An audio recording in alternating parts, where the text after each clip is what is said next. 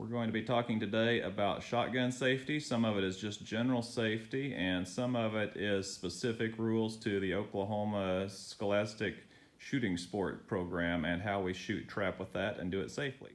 For all shooting sports, we need eye protection, and that can be either clear or tinted depending on the light conditions. And if you wear glasses already, that usually suffices. One thing that is important to note is you need glasses that are impact resistant, and the standard, they should say Z87 on them. So usually somewhere around there, that is stamped on glasses that are impact resistant. You'll see that Z87. That tells you that that is a good protective lens to wear. And when people are hunting, they don't usually use hearing protection, but since we're shooting hundreds of shots, you do need to wear hearing protection so you don't damage your ears. That can come in the ear muff style, but these tend to interfere with the gun and how you lay your cheek on the gun, so I prefer the foamy ear plugs, cheap and easy to use. You can't just stick these in your ear. You have to actually take them and roll them between your fingers to get them to a smaller size, and then you simply insert them in your ear and hold them there with your finger for a minute or two, and they will swell back up and block off the sound to protect your hearing. The three basic safety rules we have out at the range are always keep the muzzle, or the end of the barrel, pointed in a safe direction and when you're walking around. So usually that is up. It can also be down, but they prefer barrel pointed straight up so you're not pointing it sideways at anybody, and you want to see a good two-handed grip on the gun, not slinging it over your shoulder or walking around with it sideways. So always the muzzle pointed in a safe direction.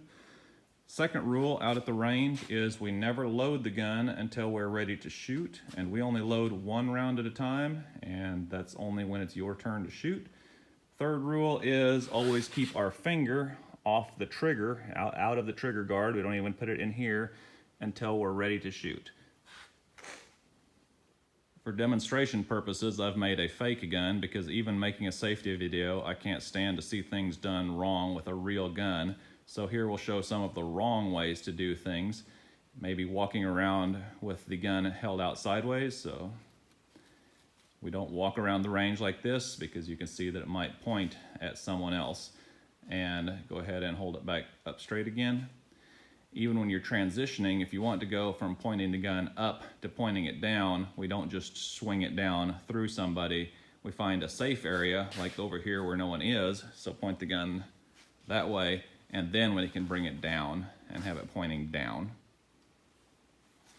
Another common problem is that perhaps the gun doesn't fire or there's some kind of problem or question. The last thing you want to do with a loaded gun is turn around, so you can demonstrate that, and point the gun back at the spectators or coaches. That obviously is a bad thing, but it's human nature to do when there's a problem. So turn back around the right way.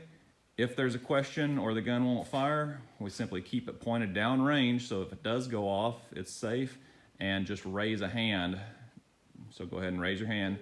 That tells everyone to cease fire and tells the instructor that you need a little bit of help over here, but just keeping the gun pointed down range.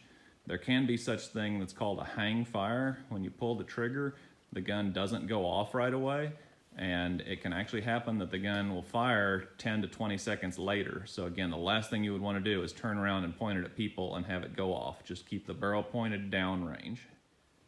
For school trap shooting, when it's not your turn, you rest the barrel on this rubber pad on the ground, and the action of the gun, or where the shell goes in, is open so that everyone can tell your gun is not ready to fire. Before your turn, you can load a shell in the gun. Now this is not a live shell, it's a training shell or snap cap. It will not fire.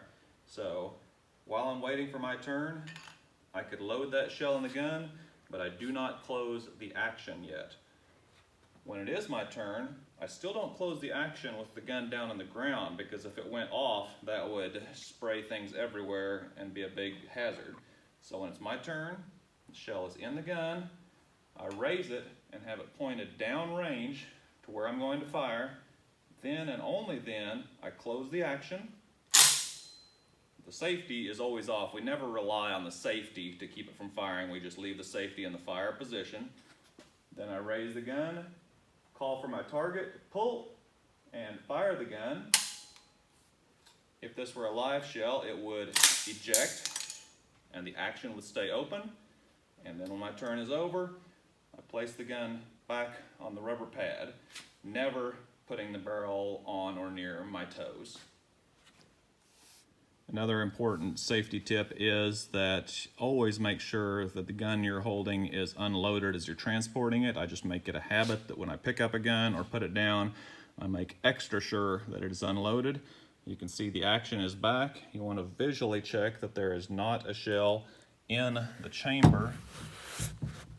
Sometimes even it helps to stick a finger in there to verify that there is no shell in there, as well as looking down in the magazine where the shells are stored. We can see in there, this gun has a red piece of metal in there. That is not a shell, that is part of the gun. But you want to make sure you see no shells in there, and look especially in the chamber and make sure there's no shells in there. Then many times for storage, you will actually close the action. So do that as soon as you pick the gun up or every time you put it down to be safe.